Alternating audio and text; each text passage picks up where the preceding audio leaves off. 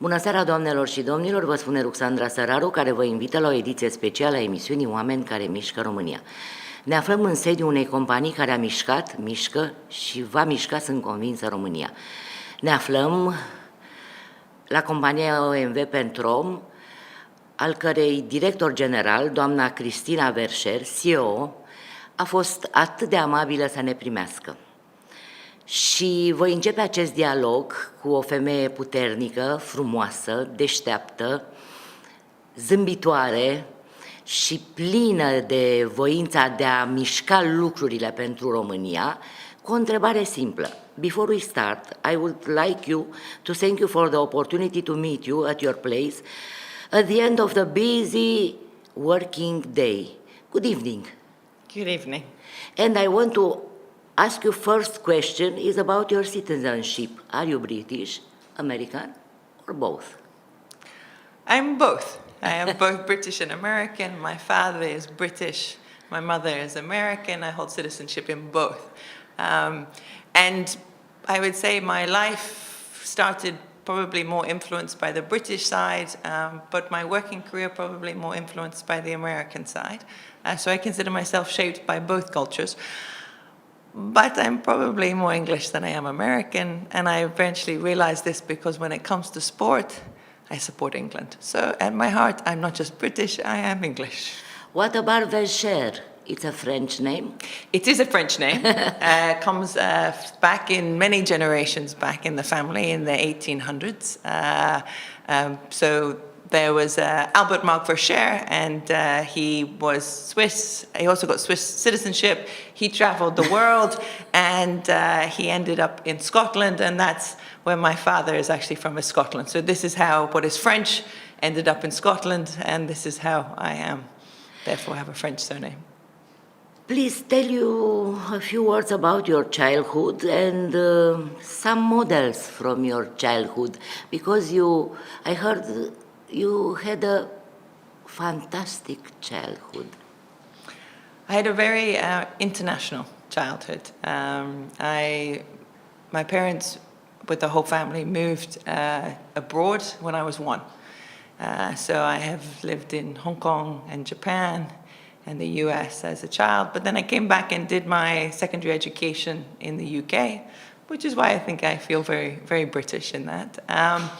I got to see many parts of the world, and I feel blessed by that, and I think it shaped me a huge amount with regards to appreciating different cultures, seeing the warmth that people have all over the world. I think these things really did shape me a lot.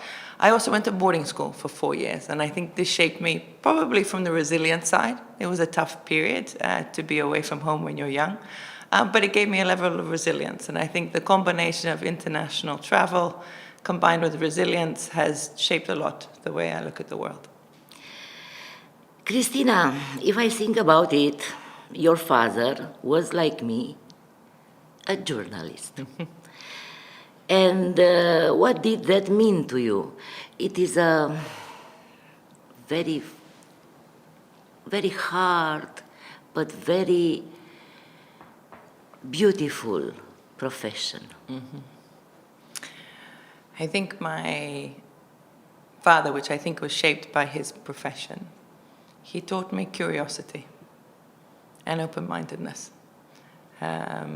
Without curiosity, nothing is possible.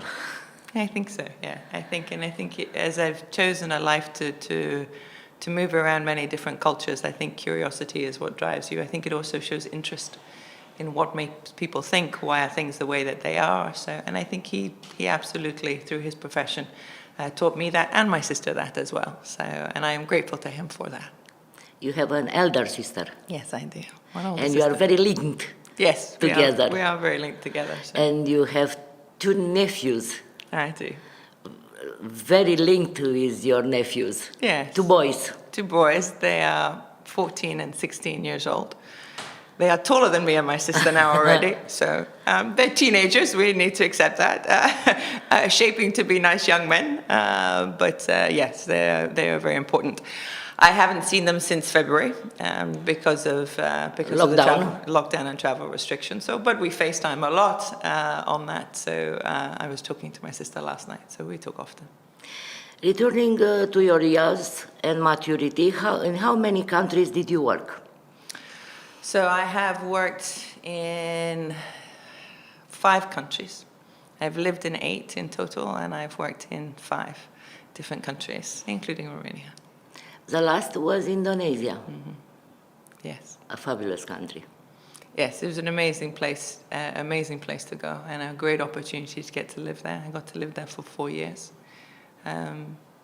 Indonesia I had asked to go to Indonesia. I had asked to go to a developing country, and I wanted to go to Southeast Asia. I'd lived in Asia as a child, but I'd never worked in Asia. And I got the opportunity to work in Indonesia. It's 250 million people, so it's a huge country. But as you tell me before the interview, you lived in Hong Kong, you lived in Japan, you lived in Asia. Yeah, I had, but this was the first time I got to work in Asia. Yes. So I'd been there as a child, so to go and work there, and it shaped me hugely, actually, because first of all, I had asked to go. I wanted to work in a developing country, and more emerging as opposed to the Western world, because I'd worked mainly in the Western part of the world. I also wanted to work in a Muslim country. Indonesia is the largest Muslim country in the world, and I wanted to experience it myself rather than shaped by media on that. And it really had quite a big impact working in Indonesia for me. One, the people are incredibly warm, very welcoming. It's a young democracy. Yes, it's a young democracy. Young democracy, very big country. And so it has challenges in the regulatory side, challenges in the political side. There's some familiarities. It's familiar. But it taught me purpose. And purpose about the corporate world, the way, the role particularly that energy has in developing societies, the roles that we can contribute beyond just energy and financial contribution, but also the social side as well. It taught me a lot. And at an age that I was being shaped a lot more about what did I want to do, and it gave a sense of purpose, and that has stayed with me since being in Indonesia. You use very often the term to shape. It's very interesting. Mm-hmm. It's very interesting. You develop yourself day by day, day by day, no? Yes. I believe a lot in that we own our own development and we own our own life. And so it's really important that we understand what motivates us, what drives us, and what skills we need to learn. I talk a lot about this at work, how you have your own development plan at work, and it's yours. It's not for your manager to do, it's not for HR, it's for each of us to do every day. For yourself. For yourself. For yourself. How did you manage to develop a career in a man's world? So I would say I stumbled into the oil and gas industry. I studied economics at university, but I was in Aberdeen University, which is an oil town. And so I ended up doing my dissertation on the oil and gas industry, and I entered the oil and gas industry. And what I find with the oil and gas industry, it's an engineering business. It's very geopolitical in nature. It's very global in nature. And energy is very fundamental to making society and life work. So for me, it was an industry that really matters, and that's what really, in the end, attracted to me and has kept me in this industry all the time. Is it a man's world? I think that's changing all over the working place. It's somehow a club, a men's club, very little open to the women. I believe that is changing. I think that is changing with generations, for sure. There are many women in the oil and gas industry, and more are making it. Not so many. Not so many. But we also must remember, my predecessor on Petrom is a woman. Mariana. So, and I have done other jobs where I have followed women. I'll be honest, it is easier than if you go into a role that hasn't had a senior woman there before. I've done that as well. But in the world of diversity, I do generally believe that we have more in common than difference. In Onvi Petrom, we are a very diverse board. We are 4 nationalities. We have 3 men and 2 women, so we're actually pretty diverse from a gender perspective. And we are 3 that are sort of homegrown within OMV and OMV Petrom, and 2 that are international hires. So we are a pretty diverse board: French, German, British, American, and Romanian on the board. Romanian. Of course, we have 2 Romanians on the board. So we're diverse, and I think diversity to me is about diversity of thought, because I think diversity of thought brings better business solutions. So, and is more fun. You are the leader. You believe in leadership. What does it mean to you? How important is the team also for you? Yeah. So maybe a couple The of thoughts. leadership and the team. Yes, I think they're fundamental to coexist together. I think actually the role of the leader actually is to lead the team. But in the end, it's the thoughts of the team and generating the thoughts of the team and getting the team to see the solutions the most that I think is most important. 2 thoughts. Leadership, I think, is a learned skill. Some people think it's a DNA. I believe it's a set of skills that you learn like anything else that you learn. You have to want to do it like in anything else. If you want to be a journalist, you then learn about it, etc. But the same, I think, is for leadership. So I believe a lot in the development of leaders. And team, for me, is the fundamental, because in the end, it is the collective thought of the team, the idea that you bring ideas, people can speak up, put their points of view in, you can challenge and debate to come to the right conclusion. But in the end, it's all about the team, all about the team. All about the team. All the time it's about the team, but with a leader. With a leader, yes. With a leader. When did you hear first time about our country, about Romania? Well, probably like many people have known Romania because of the gymnastic skills that have existed. So that was quite a long time ago when I was living in Japan. I was a child, I was into gymnastics, so of course you heard about Romania. When it came to more recently, actually it was when I was approached about the OMV Petrom CEO job. That's when... And how did you find it? How did you find Romania when you... Very warm. Very warm? So...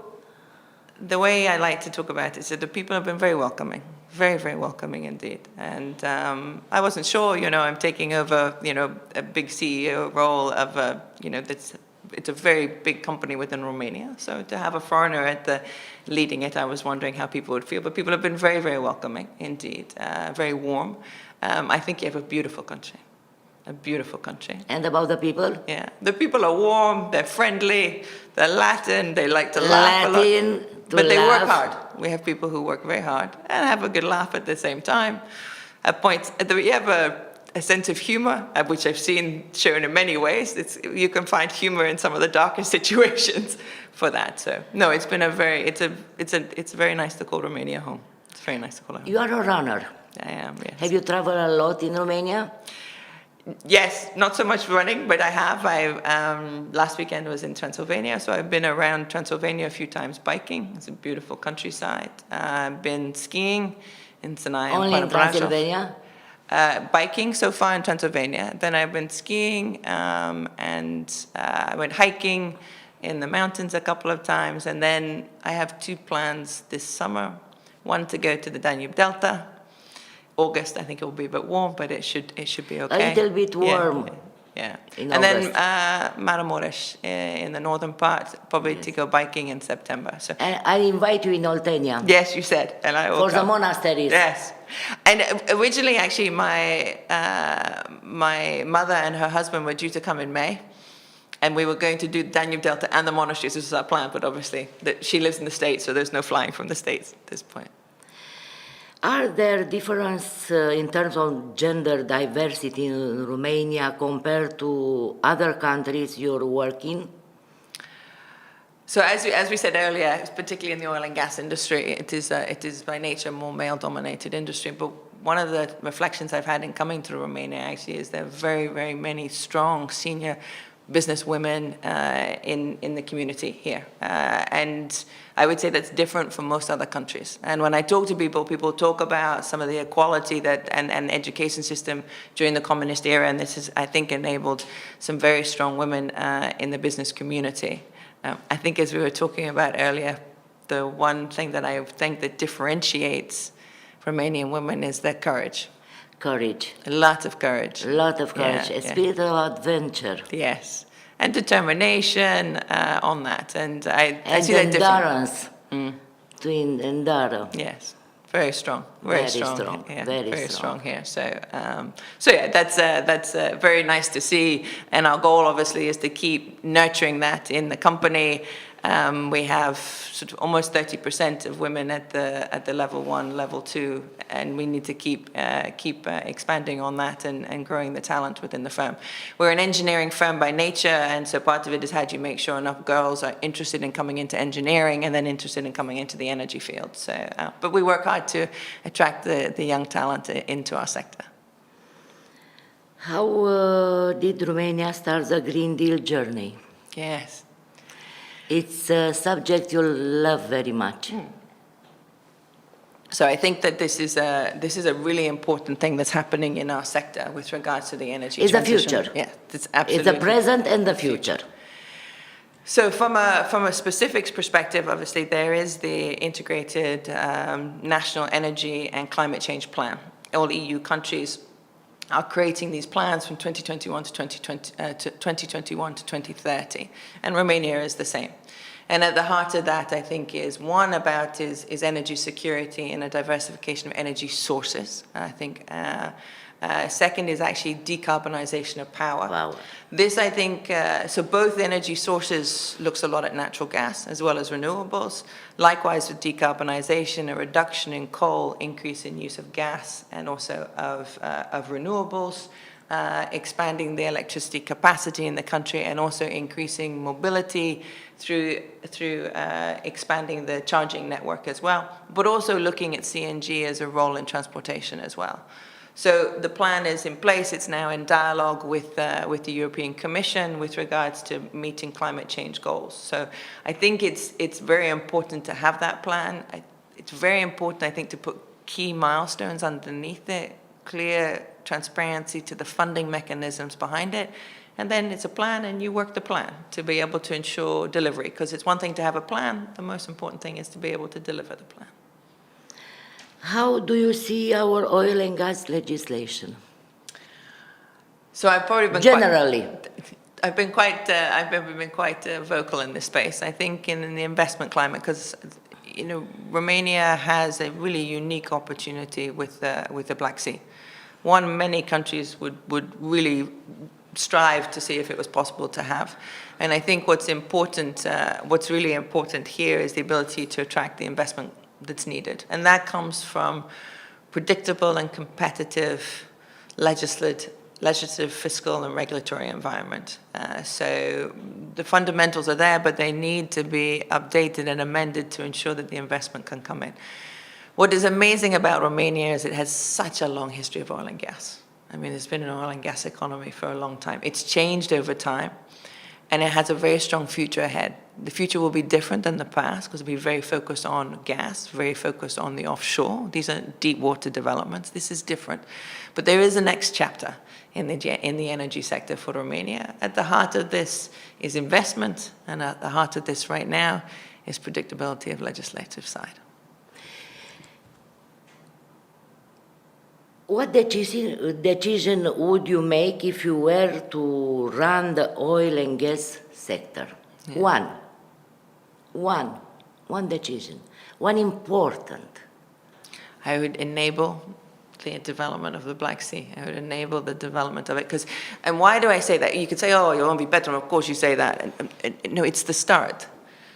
Because you need to start with bringing the gas out of the ground. Then it can enable the value chain. And enable so many things, but it has to start. So this is the fundamental thing. I say it has to start. And let's start. So to me, this is the most important thing, is to be able to start to do it, to move it forward. And we need to. I've been here 2 years, but we've been talking about getting the right legislative framework in place for 4 years now in Romania. So we need to start, and it fits very well with the need to restart the economy. So I think now is the time. It's time for many things for Romania and in Romania. Let's see about lockdown. What were the main changes for you and for your company during the lockdown period? Yeah. been a challenging time, but also a developmental time. If we talked about shaping, I think for all of us as human beings, Yes. all of us as human beings. From a company perspective, we focused really in three key parameters. The first one being the health and safety of our employees and our customers. We work in a high hazard industry, so we're constantly focused on safety. This was a different kind of safety risk that we needed to manage, and so we needed to really make sure we can ensure the health and safety of our employees and customers. The second was actually around ensuring energy supply. We need to, and I'm very proud of the team, and I'm grateful to the team because we had no interruption in our energy supply, making sure that hospitals, businesses, homes, companies had the energy that they needed to continue their operations. And third is the financial health of OMV Petrom. That's really important because we were hitting on multiple levels. One was the operational, but also actually a drop in oil price and a massive drop in demand all at the same time. So this is almost like a perfect storm that was happening to us. So this is what we have been focused on over it, and we have managed to keep the energy supply going. We will have a tough set of financials this year. It will be a tough year for OMV Petrom, as it is for many businesses around the country and around the world on that. But the team has been resilient, and that is a word I use with Romanians. Very resilient. Very resilient. Very resilient. How do you see the post-COVID world? How do you see the post-COVID world? Probably if I can answer it, first of all, as a human being. A human being. As a human being, Because you are very sensitive. You are very, you transfer me a lot of energy, a good energy, a vibe, a good vibe. As a human being, I think we were talking about this earlier, I think we have to follow the rules, and the rules are fundamental about social distancing. I really want this to be a temporary period. We're human beings. We like to be with each other. Yes, we like to tap people on the back, give a hug, shake a hand. These are, I think, social aspects that I think we like. We can't do them right now, and we shouldn't do them right now, but I'd like them to come back. I do think there's some things about COVID that I think have been really, really helpful. And this may sound odd, but in amongst this, we have this saying in England that every cloud has a silver lining. And this has been, I think, the acceleration of how we work. We have put 6,000 people working from home. And I never thought we would be able to do that. And we've really, it's amazing what people have been able to do. And I think this is going to accelerate, for us as a company, a more modern way of working. Some other companies already done that. OMV Petrom is big. It can look modern, but sometimes it's not that modern. I think this is accelerating our way, and we welcome it. So we will be looking much harder at our working from home policy, which I think gives more flexibility, better for diversity, given, what with young parents, what that means. So I think we will accelerate that, and so I'm excited about that. So post-COVID world, I am hoping for one, that we can get back to being the human beings that we are, but two, we accelerate some ways of working that at least for OMV Petrom, will make us a more modern firm. So there's some benefits in amongst this difficult time. There are many opportunities. I believe so. I believe you so. believe in opportunities. Yes, absolutely. You believe. You believe. Where do you see yourself in 5 years from now? 5 years, man, long way. So first of all, I still have a mandate for 3 years. So for that reason, hopefully I'll still be here in 3 years, and hopefully still be here in 5. It would be nice. It's very nice to call Romania home. It's a very nice country to be in. It's a dynamic country to work in. It's a country that is growing. It is an emerging economy, frontier economy. So sometimes you have 3 steps forward, you have 1 step back, but overall you have 2 forward. And I think that is, and it's a resilient country, and it's very nice to call it home. So I hope in 5 years I'm still here. Oh, where do you see Romania in 5 years? 5 years. As I said, I think Romania will continue to move forward. It has been moving forward. I sense when there's frustration, it's not moving as fast as it could, and I think it could move faster. And so the goal is, how do we do that in the next 5 years and really ensure that? And I think energy has a huge role to play, as I've talked about, in being able to move the country forward, modernize the country as well, and manage the climate change, because climate change is coming, and we very much see us as part of the solution to be able to make that happen. So. And the world in 5 years? In 5 years, the world. I think the world will continue in its journey of big technological changes and the digitization. I think this will continue. I think if COVID is anything, it's accelerated that. I think the climate change agenda will become bigger for the world. It's very strong in Europe, but it's growing across the world, I think, on that. And I hope as a population of the world, one, that we will be sensible with the resources that we have and make sure that we look after the planet that we have.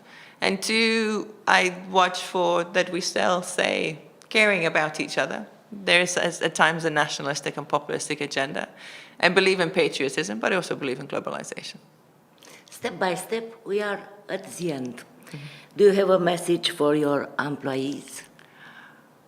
My employees, my team. Your team. For the team, just a big thank you. It's been a very challenging and demanding time, and people have really stepped up and managed to really deliver energy to Romania. And I think people feel very proud of that, and I feel very proud to be part of the team. So my message to them would be thank you. And a message for the Romanian listener? For Romanian listeners, firstly, thank you for the welcome. I really enjoy calling Romania home. And most importantly, I think there's been a long history of energy. I think there's a big future for energy in Romania to really, one, for the transition to cleaner fossil fuels, but also with the use of gas, a lot more use of gas. And now is the time for investment. Now is the time as part of restarting the economy. May I send you a message? Yes, please. You are amazing. Doamnelor și domnilor, vă mulțumesc pentru atenție. Aceasta a fost Cristina Verchere, o femeie care se încăpățânează să creadă că România poate și trebuie să meargă mai departe. Mulțumesc, Cristina Verchere. Mulțumesc, Sandra.